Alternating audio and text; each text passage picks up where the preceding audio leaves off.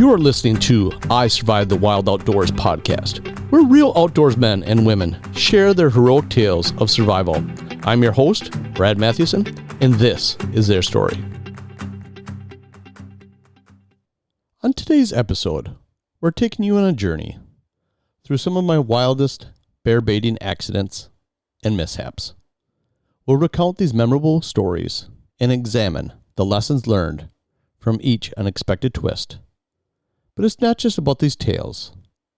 This episode emphasizes the importance of safety in the great outdoors. We'll discuss why it's critical to never go alone, or how leaving a note or bringing a buddy can make all the difference. Join us as we navigate through these adventures and uncover essential tips to keep your outdoor experiences both safe and enjoyable. Hello, everyone. So today, by special request, I decided to share a few more of my bear hunting stories. As many of you know, I love to chase bears. And chasing bears in Wisconsin and now Michigan has been a lot of fun and has brought me to a lot of places that I normally probably wouldn't have hunted. As I've talked in the past, I like to seek out really wet areas where other hunters don't really want to go. So because of that, I've got myself into some predicaments, let's say. So someone wrote to me recently and asked me about a few more stories, if I could share them. So I decided there's some very important lessons that can be learned through some of my stories. So I got two stories here, and both of them involve my friend Les, which I've talked about on the podcast. He is a retired military veteran, and somehow he gets stuck going on these crazy adventures with me. So the first story goes back to, maybe about 5 years ago, 4 or 5 years ago. I don't know. Time kind of flies as you get older.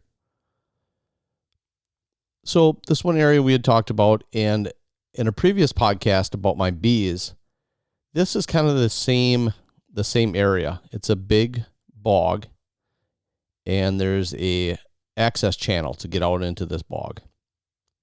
So when we first found this property, I'm looking on my Onyx map and Google Earth, and we found this channel, and I thought, man, I could either get a kayak or a canoe maybe in here and kind of scout out the area. So one spring morning, me and my buddy Les loaded up my 2-man Coleman canoe, and we decided to go check out this area. So we pulled up, and I couldn't find the channel at all. Well, here it was, I had to go through a parking lot, down a hill, up a hill, over a creek, and then quite a ways, and then drop down into the canal. So it wasn't a real easy thing to do. But we managed to get back there. So at the time of year, I think it was March, toward the end of March. It was maybe 45 degrees, and we had gotten out there maybe about 10 o'clock. So things had started to warm up a little bit. The water was cold. It's typical springtime, you can hear the sandhill cranes and the geese and the different ducks, and it's kind of a real nice peaceful time because, you don't have the bugs. So we jump in the canoe, and I turn on my Onyx so I can figure out where I'm going, and we start canoeing into this thing. So it's basically a long, narrow canal. It's probably only, maybe 20 feet wide, and averages from, 3 feet to 6 feet deep. So this thing is probably a couple football fields long, and then opens up into a really big, almost like a lake. And there's actually like a little island out there. So we canoed way out to the island, and I know the area is heavily duck hunted at times, depending on how much water is in there. So we got to the island, we started scouting around a little bit, and we found some old tacks. So if you non-hunters out there don't know what tacks are, hunters that come out into the woods early in the morning or in the evenings will have these reflective tacks that they'll tack on, push into a tree, probably about, eye level. And it's way better than using, your surveyor's tape, which is kind of ugly. No one wants to see that in the woods. And plus, obviously, someone can find your stand or your hunting spot really easily with that. So with the tacks, what it is a reflective tape on the tack. So when your flashlight hits the tack, it lights up. So you can illuminate your trail from a long ways away and see where you're going, so you don't get lost. Guys will put it on one side of the tree for in and another side of the way for out. You don't see it so much anymore. I think it was more of a early 2000s type thing. Nowadays, everybody has, it seems like, either Onyx on their phone or some sort of mapping system, so they can, basically it's dropping breadcrumbs on your screen, and you can just follow your trail in, follow your trail out by basically just staring at your phone. So we had found some tacks in there, and I know someone had been in there at some point, but my worry is here I'm going to try to find a bear hunting spot, get set up, and not have any issues with anybody, but then all of a sudden, opening weekend of bow season, which is a weekend or after bear season opens, that all of a sudden I possibly could have someone in there. So we kind of scratched that one off. I found I saw this on my phone. There was a point that jutted out into this, let's just call it a lake. It's a boggy area. It's basically a bog, this floating bog around it, and there's actually like a lake. So we saw a lot of beaver sign out there, some beaver huts, but on my phone I had seen a point that stuck out. And I don't know, it just it was kind of a real thick area, and I really wanted to go check it out. So we could see it when we were out in the water. We canoed over to it, and if anybody knows anything about bogs, what it is basically a floating mat of vegetation over water. So this area that stuck out was actually solid ground. So I wanted to try to get to it. So if anybody knows, well, let's step back a little bit. So we found a spot where it looks like beavers had going up into and actually cutting some trees. So there's almost like a natural little, call it like a boat landing or a boat slip along the shore where it was kind of indented. So I'm like, oh, that'll be perfect. I'll just canoe over to that spot, and then we'll just pull the canoe up, get out, and be done. So I am in the front of the canoe. My buddy Les is in the back. So my buddy Les is heavier than I am, probably by 50 pounds. So he's in the back. And as we paddle up to the spot, I tell him, I'm like, here's the plan. I'm going to paddle up. I'm going to jump out. And then, of course, everybody knows this anybody that's ever been in a canoe before, when you're in the front and you jump out, it seems like the canoe actually lightens up a little bit, and actually, I don't know, the momentum, the canoe actually goes backwards into the water, and then the guy in the back has to paddle to get it back up on shore again. So in my head, I'm thinking, well, I don't want that to happen. So in my head, when the canoe up to the spot and we get up into that indentation where the beavers have been using, I jump out and I grab the canoe to pull it up so it won't slide back, thinking, that's so my buddy doesn't have to paddle anymore. I can just kind of pull him up, and then I can kind of balance the canoe and he can walk out. So my Coleman canoe is a wider one. It's not like the traditional aluminum canoes that are like 24 or 28 wide. This is basically a plastic composite canoe, and it's 42 wide. So it's a little bit wider. The balance is pretty good on it. So when I do that, when I hop out and I pull him up, all of a sudden the canoe completely rolled to its side, to the right side, before my buddy could even stand up. And the next thing you know, he's in the water. Just like that. I'm standing there, I'm just dumbfounded. I'm like, what in the heck just happened? Well, he's only, let's say the canoe is a 14-foot canoe. So let's say he's 12 to 14 feet out in the water. And I'm like, just stand up. And because he's like, help, help, help. And he's like flipping out. And I didn't know if it was just, kind of an adrenaline type thing. He just got scared. And he's like, I can't. I'm like, what do you mean they can't? Well, if anybody knows anything about marshes or bogs or any other swampy area, it's like a loomy bottom. So what it is, it's almost like liquefied. It's basically what it is dead plant and animal material rotting away, and it's liquefied. So people call it muck, whatever you want to call it. Loon crap. I mean, there's so many different terms for it, but it's almost bottomless. It's almost like quicksand where you stand and you just keep going down. Well, I didn't think the water was very deep there, because when I had when I was paddling, and the last time I pushed off with my paddle, it only seemed to be about 2 feet deep, and it was. The water was only 2 feet deep there. But the muck was much deeper than that. So I told him, I said, just flatten out on your belly and just kick your feet. So he flattened out on his belly. Now, we're wearing life jackets at least. I mean, we're not dumb. I mean, I've done some stupid things, but I've learned my lessons through the years. So my buddy Les has a life jacket on, and so did I. So he does that, starts kicking. I kind of walk 2 steps into the water. I'm wearing hip boots on, and so is my buddy, unfortunately. But if anybody knows anything about hip boots, your hip boots go from basically just like a regular boot, and it's encased all the way up to your waist or to your top of your hip, and then it latches onto your belt on both sides. There's snaps. Well, the problem is he had completely filled up his hip boots on both sides. Well, I can't imagine what that must weigh, 40, 50 pounds per leg. So that was really hindering him from getting to shore. So when I stepped off, I was only in about maybe a foot of water, and I instantly was knee deep that quick. It just like started sinking. So I reached out, grabbed his hand, pulled him. No, he's laying on his belly. So I basically pulled him to shore. He kind of just army crawls up the shoreline. Now, mind you, it's only 45 degrees out. The sun is shining, which is decent. And he's like, oh, he's just, I'm not saying it's instant hypothermia, but he is freezing cold. And of course, I don't have any matches or anything with me. And we're not that far from the truck, we're in probably a mile. So it's not horrible, but he's just soaking wet. So we kind of strip him down. He strips down to his shorts and t-shirt, and we kind of get everything wrung out. Luckily, the sun was shining. Both hip boots were completely full of water. We get everything dumped out. And so we stood there. We stuck around for maybe about a half an hour because, like I said, luckily it wasn't windy. It wasn't really bad out. I mean, 45 is still chilly enough, and he was cold. The water was really cold.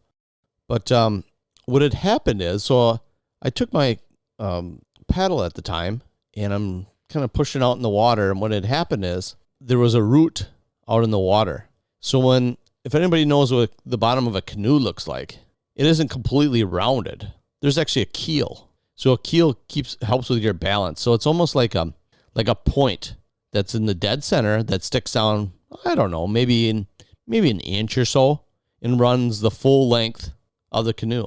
So it isn't a nice flat bottom at all. So when we had come up that little indentation where the beavers had been using, basically a slide, that keel caught on the root. And what I think it was, maybe it wasn't a root, but what it really was is material from, when the beavers fall trees, they drag it into the water and then they take it back while some material obviously sinks to the bottom. So I think it was maybe part of a tree or something. And so instead of a nice smooth bottom pulling it up into and everything just, the canoe just basically sinking into the bottom and then up on the bank where it had been fine, I think we got up on top of that brush and it just made basically like a teeter-totter. And in the drink he went. So we were there about a half an hour. He got warmed up a little bit and we ended up canoeing back about halfway. We stopped. We ended up finding my bear hunting spot that I did use in the rest of the season, but got back and he did have, I think he had a change of socks because he had been with me enough times that at least he had an extra pair of socks he could put on at the truck. So I got the truck started and I got the heat blasted on high. I got him in the truck right away so he could get warmed up because now it had been probably, by the time we went and scouted that other location, it was probably 2 hours since he had been in the water. And he was still pretty cold, but, us guys were not real bright.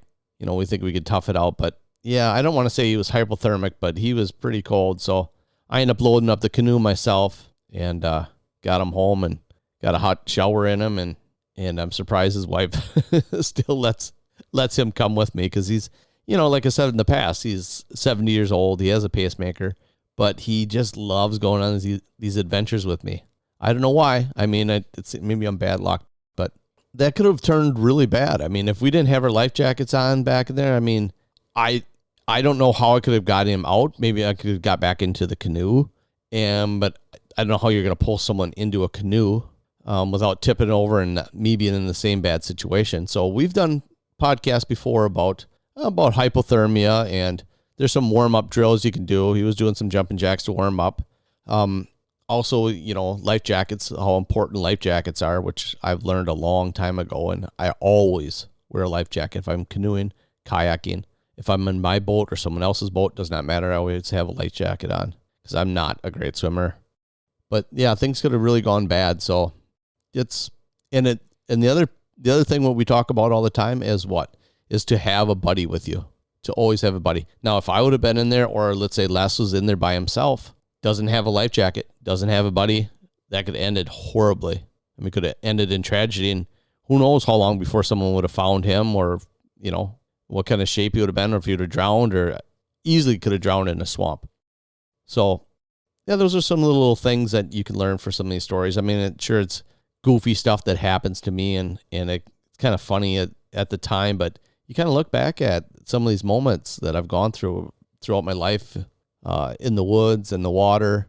There's some things that could have gone extremely bad. Now we've done podcasts with people that have gone through some extreme tragedies, some bear attacks, and that one gentleman we had on about the alligator attack. I mean, some horrible things that could happen, but that's what we're here for. We're here to kind of educate people through our stories. So my second story also involves my buddy Les, and we're out bear baiting again. Now we had this spot. This is also in Wisconsin, and this spot was deep. We were in, a mile plus, let's say. And this is a very good spot. But the problem is it's back in the swamp, and it's very difficult to get to. It would take me an hour to get in to bait my spot. And we had been baiting this spot, let's say for maybe about 2 months. My biggest fear was someone was going to find my bait. And what happens is, if bears are they're creatures of habit too, so if there's a new smell in a bait, like a new person, it can push the bears to become nocturnal. So we'd been baiting for a while, and season was about, I would say maybe about a month off, 3 weeks to about a month. And I went into my bait one day with Les, and I saw footprints, which I thought was really weird. I'm like, who the heck is way back in here? Now you guys are like, it's only a mile and a quarter. Yeah. You have to wear hip boots to get into this spot. So there's areas where you're wading through thigh-high water for, a quarter mile. Well, and you have to have walking sticks, otherwise you're going to tip over. And I got 60-pound pack on my back with bait in it. So it was a lot of work. I was in really good shape by the end of the summer. But anyways, we had to make a plan. I'm like, I thought, well, what if we abandon the spot and we go in a little bit deeper? My buddy thought it was insane. We'll get a little bit deeper into the cedar swamp where really no one wants to go. And the bears will find it because we're only going to go in another, 400 or 500 yards. And that way, if someone does come back to the spot, they're going to see that, I guess no one is here. I can't, that's my biggest fear is when you have cameras in there, someone's going to come in and steal your cameras, or is it someone that's an anti-hunter that's going to go in there and do something to your bait, dump cologne on it, dump gasoline on it, and run your bears off that you've been baiting for months. So I was kind of paranoid about this. So the next day, we took an otter sled out there. So if anybody knows what an otter sled is, we use them for ice fishing here in Wisconsin. They're just a big, oversized plastic sled with real high sides on it. And mine is probably about, I don't know, it's a big one. It's like 5 feet long. It's probably, I don't know, pushing 30 inches wide. It's a big sled. So we pull this. It's made for basically you throw your ice fishing stuff in it, hook it back to on the back of your four-wheeler or a snowmobile, and pull it onto the ice. That's what they're built for. So I use them for hauling my stuff out in the woods. My bear stumps right away in the spring mainly, and for when we harvest a bear, we put the bear in the otter sled and haul them out. So we hauled this heavy sled back in there, which wasn't bad because you're going through water, a lot of it, so things just floating on top, which was kind of nice. And my stump is heavy. So when we put my stump in there in the spring, my stump is probably 100 pounds. It's big. It's a big stump. It's very heavy. And luckily we got to float it most of the way in there. It took us about 2.5 hours to get that stump in there originally. So my plan was to get back there with the otter sled again. And we were basically going to move the stump, the camera, take my cover that I was using, and go in a little bit deeper. Basically wetter, nastier, where it'd be more difficult for anybody to find it. So we get back there that morning. real early morning, and it's not bad out. It's nice temperatures, 50 degrees. So you're not going to get sweated up too bad. So we load the stump up, and we start dragging it together to get back. And then the problem is, if anybody knows the cedar swamp, the trees are fairly tight together, and a lot of trees, they'll grow, 15, 20 years, and then all of a sudden it gets too wet for a season and it kills them off. So there's a lot of basically standing deadfalls. And these trees aren't overly tall, because as you can imagine, they're not getting a lot of nutrition at all. They're just getting water and muck, and they have a short lifespan before they die off. But there were some fairly decent sized trees in there that were about, I don't know, maybe about as big around as a man's leg, and 20 feet tall, where the tops had been sheared off already, and these things are just basically almost like standing telephone poles, but not, maybe half the diameter. So as we're walking through these, you'd bump into them, and every once in a while one would tip over, and I didn't think it was maybe the safest thing in the world. So we got in about halfway to the spot that we'd pre-planned already, because we had already gone in and scouted the spot out. So my buddy's like, I'm going to walk back. We were using an old stump cap for a cover. I'm going to walk back to the bait and get that stump cover, because we had actually put it on the sled, and we didn't make it maybe, I don't know, 20 yards, and the stinky thing kept falling out, so we just left it. So my buddy goes back to get that, and so I finished dragging this heavy stump all the way back in there, get it out, and get the bait going, because I carried my 5-gallon pails on there ahead of time. So get everything set up, get the bait in there, get the cameras up, and I'm waiting. Where is my buddy? I don't see him, haven't heard him. I had an Onyx on me, so I knew where I was at, and I knew the area pretty well. I'd been in there before, so I wasn't worried about that, but I was kind of concerned. I'm thinking in my head, worst case scenario. I know he has a pacemaker. I know he likes to push himself a little too hard. I'm thinking some horrible things in my head, and I'm concerned. I'm like, oh, so I start to yell for him, Les, and nothing. I'm not hearing anything. So now I'm really panicky. I'm thinking the worst. So I drop my stuff and I start hiking back down the trail toward my old bait. And the whole time as I'm walking, every, 10, 15 seconds, I'm yelling his name. And finally I hear, help, barely audible. I'm like, what the heck is going on? So now I'm thinking, oh my God, he's heard something horribly happened. So I start running down the trail, and I see him, and he's on his knees, and he's just covered in mud. So his clothes are muddy, his face is muddy, he's got mud all over the place. And I'm like, what happened? Now he's holding the back of his head. And he's like, I don't know. He's like, I was walking along, and then all of a sudden the lights went out, and I hit the ground. I'm like, are you okay? So I look on the back of his head, and he's got like a knot on the back of his head, and a little bit of blood, but nothing major, nothing we have to worry about, other than the fact that I was worried about a concussion. But I couldn't figure out what do you mean something hit you? That's what he told me. Like the lights went out and felt like something hit him, and it went out. So basically being knocked out. Well, I looked next to him, and here about, 20 feet up, you could see where the tree is broken. Now these are basically standing deadfalls, basically rotten trees. And laying on the ground next to him is a piece. Basically like if you know what a baseball bat, like the barrel, like that fat end of the baseball bat, and probably, 2 feet long by about as thick as a baseball bat, is laying right next to him, broken off. And it looks like it matches what's up in the tree. So I guess what had happened is maybe when we were walking, this is the only thing I can think of. When we were walking through down that trail and the sled is bumping into these old trees, maybe it helped break loose some of these trees. And in these trees, like I said, that are standing deadfall are a woodpecker haven. So you could see up on the trees, you could see where the woodpeckers have been working on these trees, trying to get bugs out, because bugs love rotten trees. And this particular tree had a lot of woodpecker holes in it, especially at where it looked like it broke off.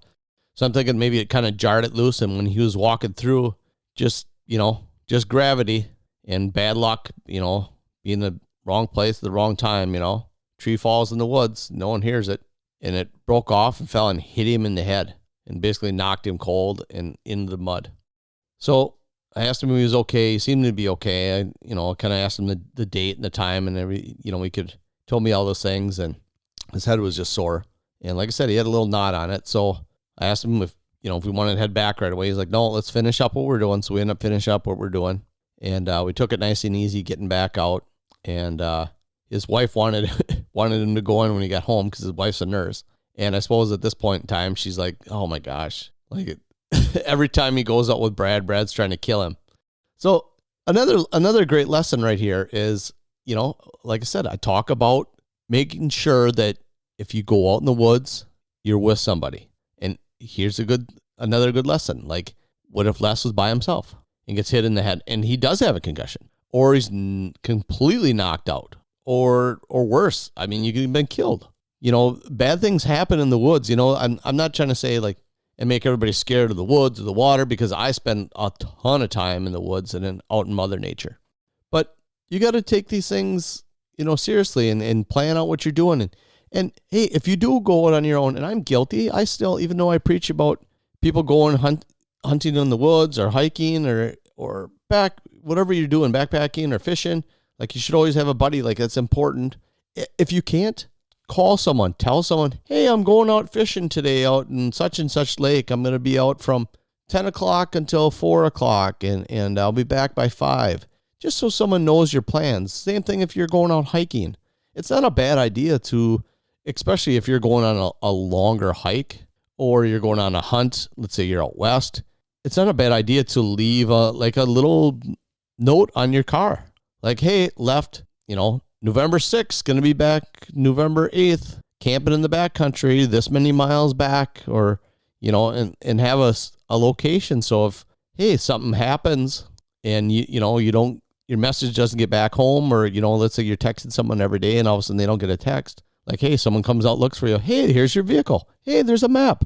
I mean, little things like that can save a person's life. Things happen so fast out in the woods. I've had a lot of stories that we haven't told yet, but some bad things happen, and bad things happen to some friends that have a ton of woodsman experience. Things happen very quickly. That's why it's called an accident. It's not pre-planned. None of this is pre-planned. I mean, no one that I've had on my podcast, yep, I knew this was going to happen to me one day. No, it's an accident. So the more prepared we can be for this and the more knowledgeable we can be, the better chance if something does happen. I'm going to call it like muscle memory, where all of a sudden you can kind of sit back. Okay, I'll let the training take over. Okay, I cut myself really bad and I've heard about tourniquets. Okay, this is what I can do. So that's what I want people to really take from this. Safety first should be your mantra for any outdoor adventure. Hunting and fishing are excellent ways to enjoy nature and spend time with loved ones, but only if done safely. Doing so ensures that your outdoor experiences will continue to be enriching and accident-free. Remember to stay safe out there and enjoy all that Mother Nature has to offer. If you like what you heard today, click the subscribe button to hear more upcoming stories. If you or someone you know have a survival story you'd like to share, contact me at isurvivethewildoutdoors@gmail.com.